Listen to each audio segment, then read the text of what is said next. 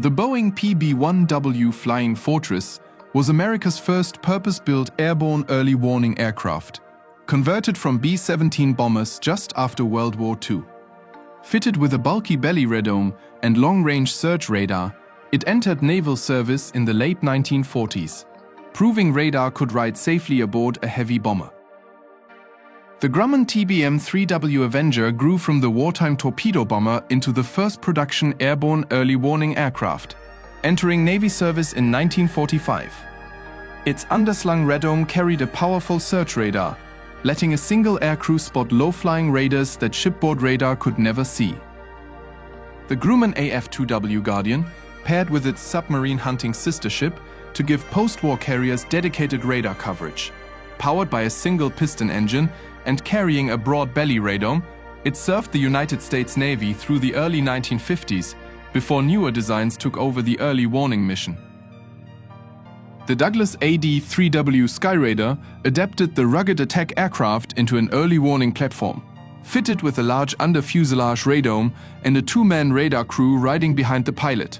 It flew from United States Navy carrier decks through the early 1950s, bridging the gap before dedicated radar aircraft arrived. The Douglas AD-4W Skyraider refined the earlier Skyraider conversion with improved radar and avionics, becoming the definitive early warning Skyraider variant.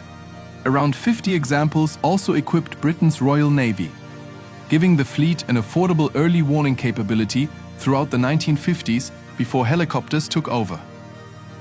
The Douglas AD-5W Skyraider, later redesignated EA-1E, widened the Skyraider's fuselage to seat a larger radar crew alongside improved electronics. It served United States Navy carrier air wings into the Vietnam War era, providing airborne radar coverage long after most piston engine attack aircraft had retired. The Lockheed WV-2 Warning Star carried the United States Navy's Cold War radar picket mission far out over open ocean. Its Constellation airliner airframe packed with search radar and a large crew of operators. Squadrons flew endurance patrols for hours at a time, watching for Soviet bombers approaching from the north. The Lockheed EC-121D Warning Star extended the Air Defense Command's radar fence far beyond the coastline, with 72 examples built for the United States Air Force. Flying continuous barrier patrols through the 1950s and beyond, it remained in reserve service until finally retired in 1978. The Goodyear ZP-2N1W airship, later renamed ZPG-2W, and finally EZ-1B, proved that a helium-filled blimp could carry powerful early warning radar. 3 of these airships patrolled Atlantic approaches through the 1950s, offering endurance that fixed-wing aircraft simply could not match. The Goodyear ZPG-3W was the largest non-rigid airship ever built for military service, its huge envelope hiding a powerful search radar antenna inside rather than beneath the hull. 4 of these giants patrolled North Atlantic radar gaps from 1958 until budget cuts ended American airship operations in 1962. The Grumman E-1 Tracer replaced earlier piston-engine radar aircraft aboard United States Navy carriers, built on the twin-engine tracker airframe with distinctive twin tail fins supporting its radar mission. It served the fleet from 1954 until the more capable Hawkeye took over carrier early warning duties a decade later. The Grumman E-2 Hawkeye has served as the United States Navy's carrier-based eyes in the sky since 1964, easily recognized by its rotating radar dome mounted above the fuselage. Beyond America, the type flies with the air forces and navies of France, Japan, Egypt, Taiwan, and Singapore, remaining in production today. The Boeing E-3 Sentry defined modern airborne warning and control when it entered United States Air Force service in 1977. Its rotating radar dome scanning hundreds of miles ahead.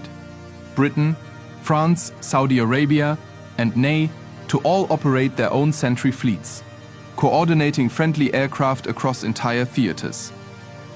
The Lockheed P-3 Orion early warning variant adapted the maritime patrol aircraft with a Hawkeye-derived radar system, giving several operators extended endurance surveillance without a dedicated new airframe. The United States Customs Service and later the Coast Guard flew these radar Orions for counter-narcotics and homeland missions. The Lockheed EC-130V Hercules paired a single Coast Guard transport airframe with the Hawkeye's rotating radar dome, first flying in 1991 as a proof of concept. It flew real search and rescue missions before budget cuts ended the program, later passing to the Air Force for further radar testing. The Boeing E-767 combines the reliable 767 airliner with the Sentry's proven radar system, built exclusively for Japan's Air Self-Defense Force. 4 examples entered service in the late 1990s, giving Japan a modern early warning fleet built around a larger, more capable airframe than the original Sentry. The Boeing E-7 Wedgetail replaces the rotating radar dome with a fixed electronically steered antenna mounted along the fuselage spine, built on the reliable 737 airliner. Australia pioneered the type, followed by Turkey, South Korea, and Britain, while the United States continues evaluating the aircraft for its future fleet. The Tupolev Tu-126, known to NATO as MOS, gave the Soviet Union its first true airborne early warning aircraft, built on the massive Bear bomber's turboprop airframe. Entering service in the mid-1960s, its huge rotating radome struggled against ground clutter, limiting usefulness over land compared to open ocean.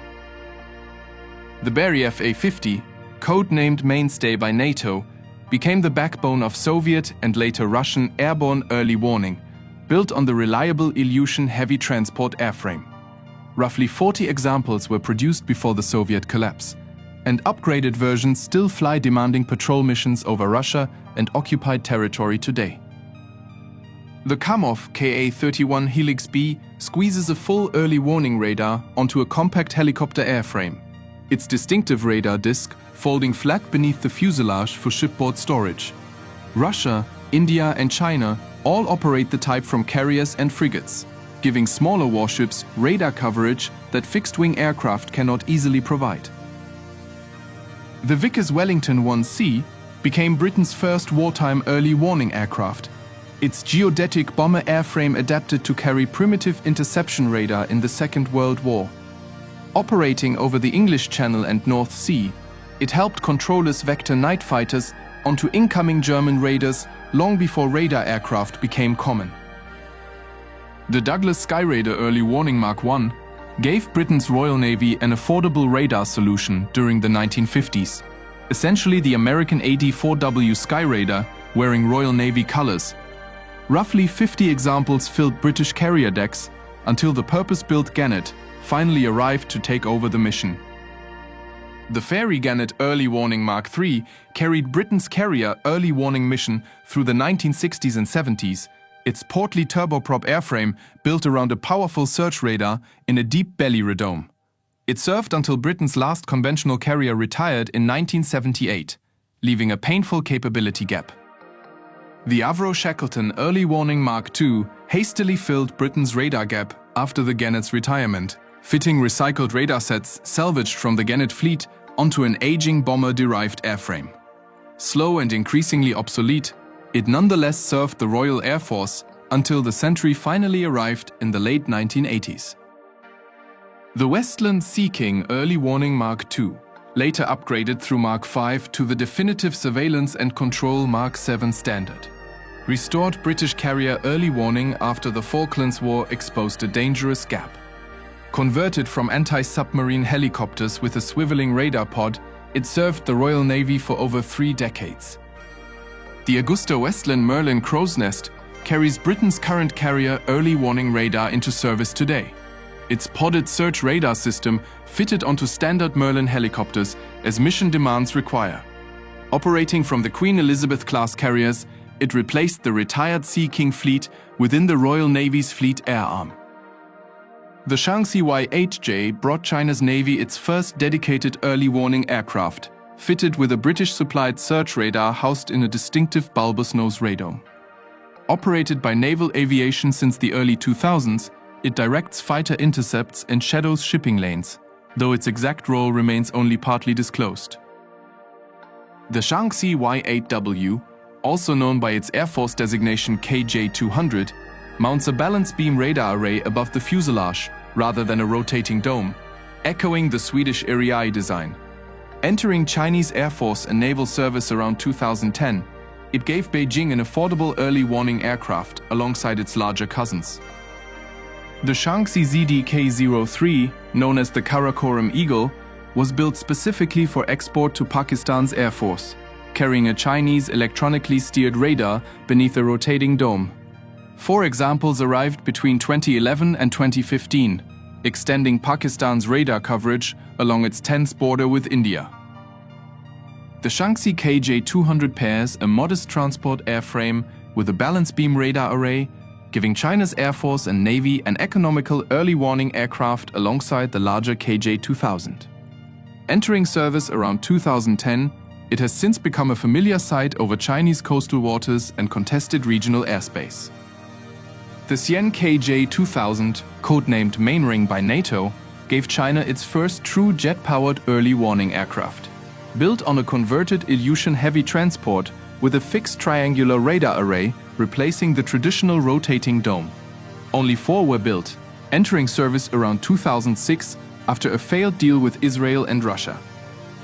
The Shaanxi KJ-500 represents China's 3rd generation of early warning aircraft, built on the enlarged Y-9 transport with 3 fixed radar panels providing complete surrounding coverage.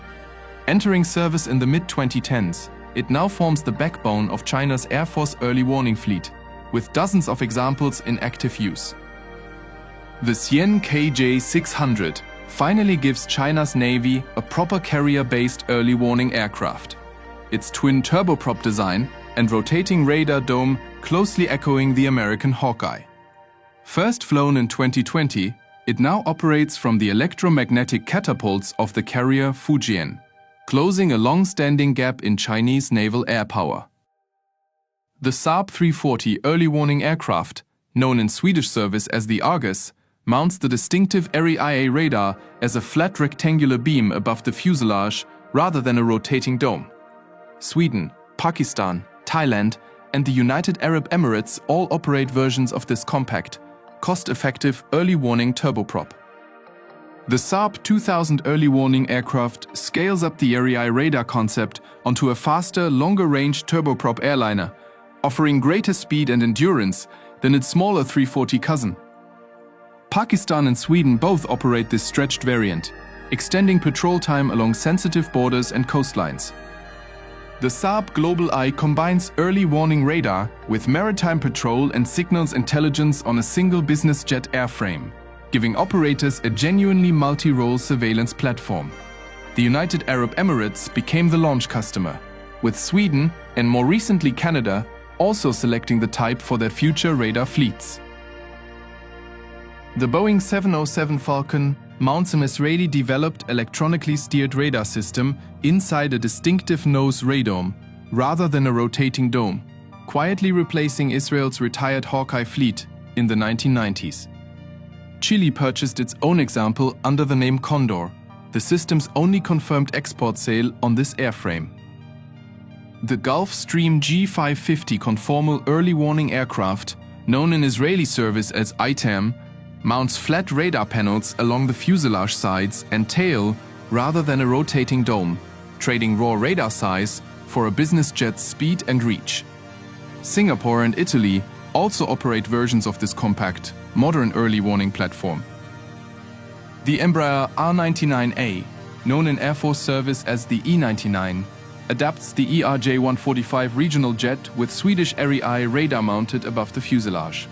Brazil's Air Force uses the type to monitor the vast Amazon basin, watching for illegal logging, smuggling, and unauthorized aircraft across an enormous territory. The DRDO Netra Mark I gave India its first indigenous early warning aircraft, built on the same ERJ-145 airframe as Brazil's Embraer conversion, but fitted with Indian-developed radar and mission systems. Entering service in the 2010s, it complements India's larger imported radar aircraft along contested northern borders. The Ilyushin Il-76, fitted with Israel's ELW 2090 Falcon radar, gives India's Air Force a long-range, high-endurance early warning platform. Its electronically steered antenna housed beneath a distinctive triangular fairing. 3 examples have served since 2009, forming the backbone of India's radar fleet. The Augusta-Westland EH-101 early warning helicopter adapts the capable Merlin airframe with a radar system similar to Britain's Sea King conversions, giving Italy's Navy shipboard radar coverage without a fixed-wing aircraft. Operating from Italian carriers, it extends detection range for the fleet well beyond each ship's own sensors. The Baghdad-1 converted a standard Ilyushin Il-76 transport into an improvised early warning aircraft for Iraq's Air Force during the 1980s, mounting a fixed radar array in the aircraft's rear cargo ramp rather than a rotating dome. It offered Iraq crude but functional radar coverage during the long war with Iran.